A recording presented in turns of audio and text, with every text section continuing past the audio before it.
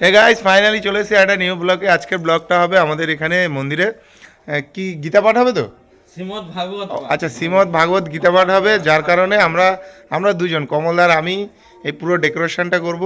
ছোটোর মধ্যেই দেখো এই যে দড়ি ফড়ি মানে ডেকোরেশনের সমস্ত কিছু আমরা নিয়ে এসেছি, বাট আমরা নিজে হাতে বানাবো। আমরা আর কোনো কেউ নেই, আমি আর কমলদা। মানে আমরা তো একটু বেশি কর্মটর্ম করি না কাজের ক্ষেত্রে, প্রত্যেকটা জিনিসে দেখবে মন্দিরের প্রত্যেকটা কাজে শুধুমাত্র আমরা বেশি করি। যেরকম কমলদা দেখেছো, মানে অনেক কষ্ট হয় কমলদার সিঁড়ি ফিরি বাইতে, তারপরেও কমলদা হাল ছাড়ে না, সবসময় থাকে। এই যে আমাদের রথ জগন্নাথ দেবের ঘর এখন তো বসে আছে অলরেডি। তো গাইস ওই যে মন্দির তোমরা দেখতে পাচ্ছ, তো কমলদা দেখো কতটা উপরে উঠে গেছে। যেটা আমার ওঠার কাজ, আমি উঠবো আগে, ব্লগটা বানিয়ে নিচ্ছি ওই জন্য।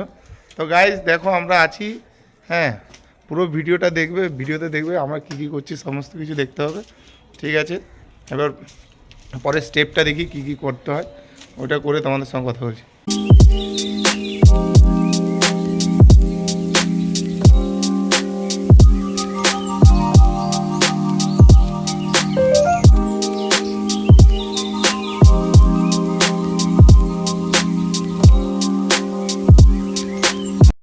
গাইস তোমরা দেখতে পাচ্ছ এই যে তিরপল, হ্যাঁ, আর এই যে সুতলি দেখেছো গাইস। অলরেডি আমরা মানে বাঁশ দু একটা বেঁধে ফেলেছি, তো আরও অনেকগুলো বাঁশ বাঁধতে হবে। আমরা নিজেরাই করব ডেকোরেশনটা। তো ডেকোরেশনটা খুবই ভালো হবে আমি জানি, কেন আমি খুব সুন্দর ডেকোরেশন করি। তো আমি যখন চিন্না বয়স ছিল, ছোটো বয়স ছিল, তখন থেকে ডেকোরেশনের কাজ করতাম। তো আমার ডেকোরেশনে এখনও পর্যন্ত কোনো সেলিব্রিটিরা পর্যন্ত বলতে পারিনি যে ভালো হয়নি। আমি অনেক বিয়ে বড় বড় অনুষ্ঠানে ডেকোরেশন করেছি। তো এটা তো আমাদের এখানে আশ্রমের ডেকোরেশন, এটা আরও খুব সুন্দর করে করবো। গাইস তোমরা ভিডিওটা দেখতে থাকো। গাইস তোমরা দেখতে পাচ্ছ আমাদের কমলদা এখন বাঁশ বাঁধার জন্য উঠছে। তো আমি অলরেডি মানে উঠেছি, এটা কমলদা ওঠার কথা ছিল।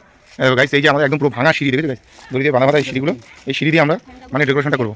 মানে আমরা কত কষ্টে এই ডেকোরেশনটা করছি গাইস, একমাত্র তোমরা ভিডিওটা দেখে বুঝতে পারছো। হ্যাঁ কোনো চিন্তা নেই গাইস, আমরা মনে হয় সব যাই হোক আমরা এটা কমপ্লিট করবো, ভালোভাবে করবো। গাইস তোমরা দেখতে থাকো।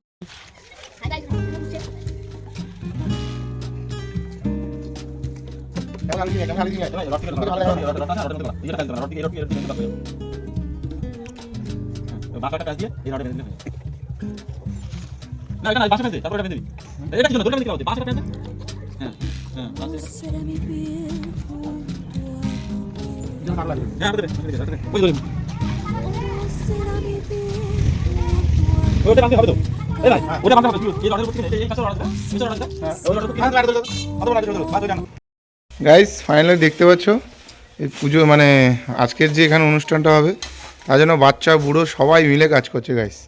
হ্যাঁ দেখো এই যে আমাদের ছোট টিমম্যান। ভাই কাজ করে কেমন লাগছে? মজা লাগছে? ভগবান তোদেরকে আশীর্বাদ দেবে ভাই, মন দিয়ে কাজ কর। গাইস তুমি দেখতে পাচ্ছ কমলদা বাচ্চাদেরকে শিখিয়ে দিচ্ছে যে কীভাবে কাজটা করতে হবে। তো বাচ্চারাও মন দিয়ে কিন্তু সত্যি কাজটা করছে, কেন বাচ্চারা না পারলেও কিন্তু ওরা চেষ্টা করে। তো আমাদের মধ্যে এগুলো হয় গাইস, আমরা প্রত্যেকে মানে না পারলেও চেষ্টা করি কাজগুলো করার জন্য। আমাদের মন্দিরে যথেষ্ট কাজ হয় আমরাই করি গাইস। এই ব্লগে তোমাদেরকে দেখাবো মন্দিরের কতটা কাজ হচ্ছে, কী কাজ হচ্ছে, সমস্ত কিছু।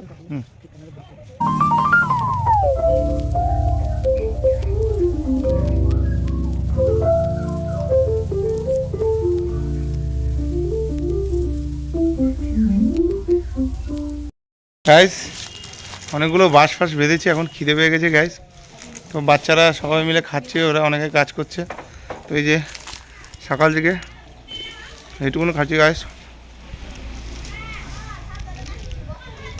যাই হোক এখনও কাজ অনেকগুলো বাকি আছে, তোমরা ভিডিওতে থাকো। আমরা ভিডিওটা পুরো সম্পূর্ণ কাজ করে ভিডিওটা পুরো কমপ্লিট করে তারপরে তোমাদেরকে দেখাবো গাইস। তোমরা ভিডিওতে থাকো, ঠিক আছে?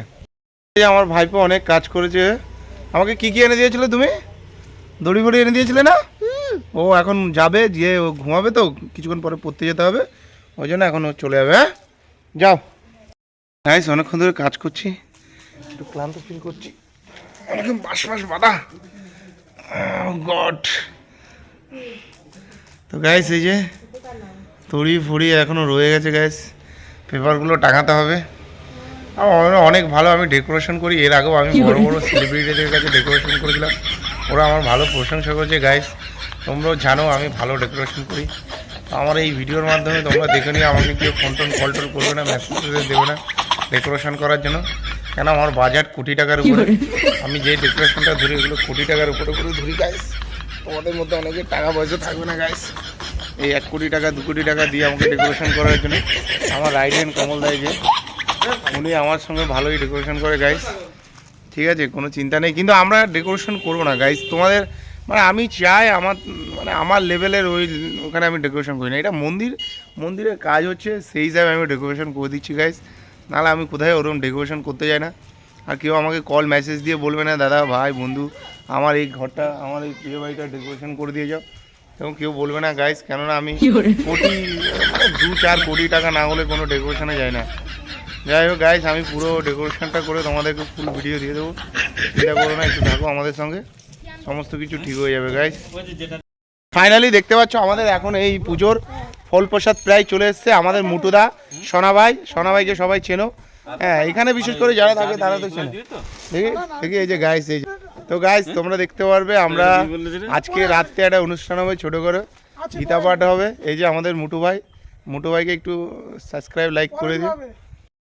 দেখতে পাচ্ছ আমাদের পুরো মাইক সেট চলে এসছে, রাত্রে থেকে সারা রাত্রে ভাগবত গীতা পাঠ পড়া হবে, তাই তো কমলা?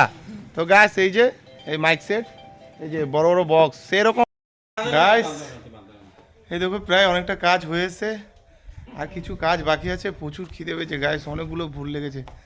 তো গাইস এই যে এই শাড়িটাই দেখো, এই শাড়িটা বেঁধে, হ্যাঁ দেখো ডেকোরেশনটা পুরো একদম ফিনিশিং ডেকোরেশন করেছি গাইস, তোমরা বিশ্বাস করো, আমি জানি তোমরা বিশ্বাস করবে, আমার কাজ সম্পূর্ণ আলাদা কাজ, ভালো কাজ, এগুলো তোমরা বিশ্বাস করো, তোমাদের প্রতি সেটা আমার জানা আছে, ভালোবাসা আছে গাইস। আমাকে অনেকগুলো ভালোবাসা দিয়ে এমন খিদে পেয়েছে কথা বলতে পারছি না, দেখি কী করা যায়, পুরো কাজটা কমপ্লিট করে খেতে যাবো গাইস, চিন্তা করো না। ফাইনালি আমাদের কাজ কমপ্লিট হয়ে গেছে, এই পর্দাটা লাগানো ছিল, এই পর্দাটা লাগিয়ে নিয়েছি। এবার মা আমাকে খেতে ডাকতে এসছে, দেখো গাইস আমার মা অলরেডি চলে এসছে, ওই যে আমার মা এসে বলছে এতক্ষণ হয়ে গেছে চল খেতে যাবি। তো গাইস প্রায় শেষের দিকে একদম শেষ হয়ে গেছে, এটা লাস্ট, আমরা এখন খেতে চলে যাবো। আবার দেখা হবে সন্ধ্যাবেলা, বাই টাটা, পরের ভিডিওতে আবার দেখা হবে।